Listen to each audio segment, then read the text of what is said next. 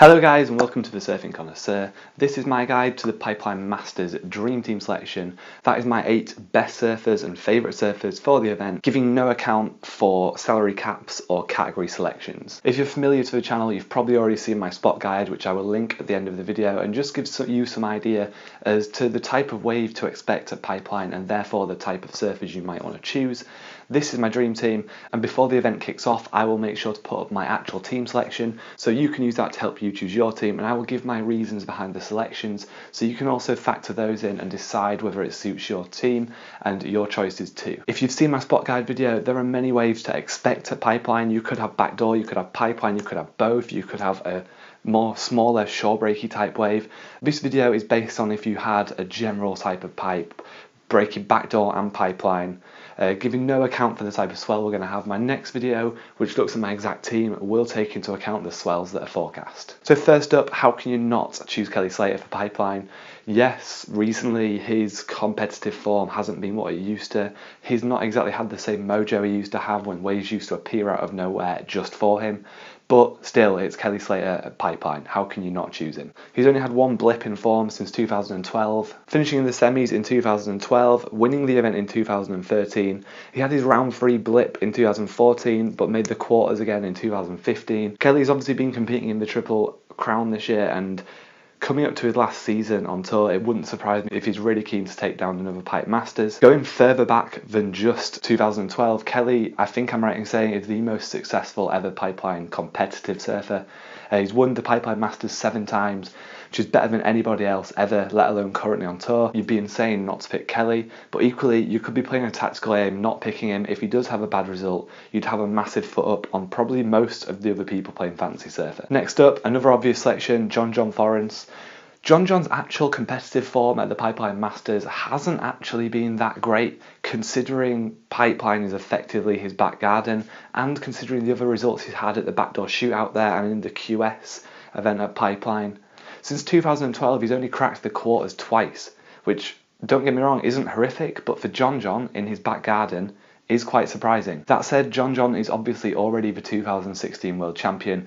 He's had an amazing year, and the way he approaches competitive surfing in particular is totally different to what we've seen before. So it wouldn't surprise me if he takes this event. At the time of filming this video, the Sunset event is currently being held at Sunset, obviously. I think it's finals day tomorrow actually at the time of filming this video.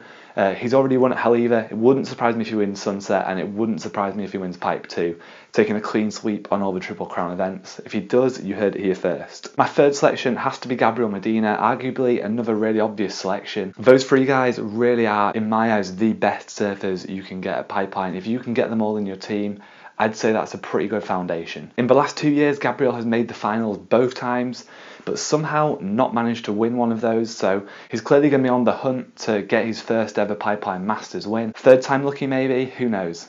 So now we'll get into the less obvious selections.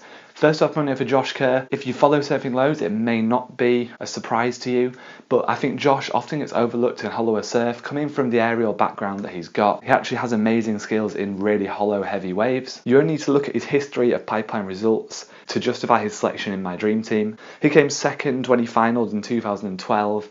He had a round 3 blip in 2013, but then he made the semis in 2014 and the quarters in 2015. So that's actually a record which is pretty much on par with the other 3 guys there in terms of consistency and previous results, and arguably better than John Florence's previous form there. Next up is a bit of a broader, wide range selection. I'm just going to throw out the local wild card, will probably make my team.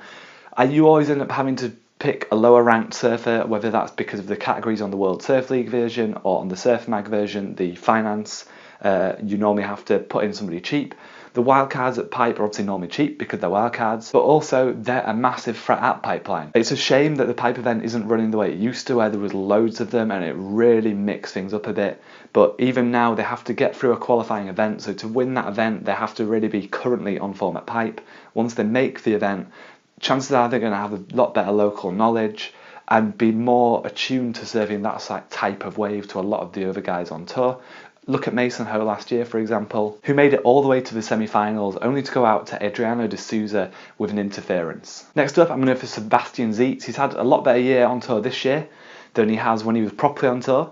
And when you look at his pipe results, he's actually got pretty good form there. Everything apart from last year, when he went around in round 2 to Jeremy Flores by 0.20 of a point, have been pretty good results. So Sebastian definitely makes my team. He made the quarters in 2012 and 2013 and backed that up with round 5 in 2014. So it's pretty consistent history there, especially for a surfer that comes in quite good value. My final two are a bit more questionable simply because it depends on the type of surf you get. I explain that more as we talk about them individually. The first of which is Adrian Buchan, Ace Buchan. We all know how good he is in really heavy left-hand slabby type waves.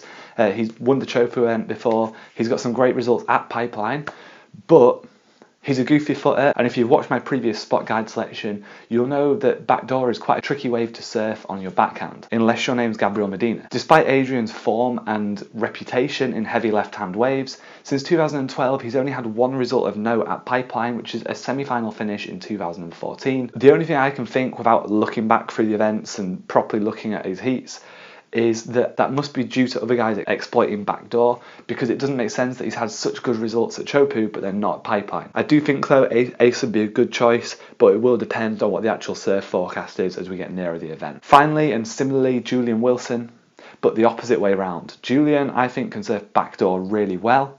He's obviously won Pipeline Masters before, but that was exploiting backdoor against Gabriel Medina, who, as I said before, is a bit harder to surf backdoor. Not that Gabriel lets that get in his way too much. Looking at Julian's specific history, he's had a bit of a mixed history there, but slightly better than Ace. He won the event in 2014, quartered in 2013, and has otherwise had 2 round 3 results going back to 2012.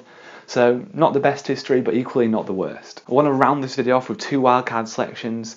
First of which, Jordi Smith. Not typically known for his dominance in big heavy waves, more of a rail surfer, looking at the events that he's won, making the most of his big frame and big turns. In fact, at Pipeline he hasn't made it past round 3 since 2012, so he really is a wildcard selection and is a bit of a risk if you want to throw him in your team. But if you're doing anything like me on Fantasy Surfer this year and doing crap, he might be one you want to throw in to try and exploit other people who haven't picked him and have a less obvious selection and try and make some rankings back up the charts on Fantasy Surfer. He's actually having a really good year when you look at his result on the CT standings. He's a better surfer than he's been when he's entered pipe in the previous years, and he's actually got the opportunity, I believe, I'm not great with the maths, but to pass Gabby and finish second in the CT overall. So I think he'll be going into the event motivated. I've seen some footage of him in the Wave of the Winter already, so he's obviously putting his time in at Pipeline, but which of the pros isn't, I'm sure, at the moment. I've just got a feeling this might be Jordi's year to put in his best result ever. The next one is another similarly placed wildcard, is Adriano de Souza. Yes, he won the event last year, and yes, he was apparently trained by Jamie O'Brien a lot in the lead up to the event, but it's still a wave which for me does not suit his style of surfing. And when you look at some of the heats that Adriano got through last year to get to his win, it's actually quite amazing that he won. Otherwise, since 2012, Adriano hasn't made it past round 3. And in the year that he did win, not one of his heat score totals surpassed 14, which for me is quite frankly incredible. There was some really low scrape-through heats in there, not to mention Mason Ho, who he knocked out due to an interference. I think there was a lot of luck on his side in how he got there. But who knows, maybe that training from JOB did help, and maybe he will be fighting again to win the event. Bit of a controversial selection. For me, I actually think Adriano's an avoid rather than a wild card, but given his last year's result, definitely makes it one to question. For me, I'll be avoiding him. I'd love to know what you guys are going to do though. If you think that's a bit controversial and Adriano, let me know in the comments below. Equally, if you've got any other suggestions or questions, whack them in the comments below. It'd be great to get some insight from all you guys watching these videos. If you've enjoyed this video, please press the like button. As I said at the start of the video, I have already done a video detailing what the Pipeline event needs in terms of surfers because of the wave. I'll link that up here. If you hit this circle thing here, that will subscribe you to my channel so you can see my future videos. Thank you very much for watching, guys. I'll see you soon.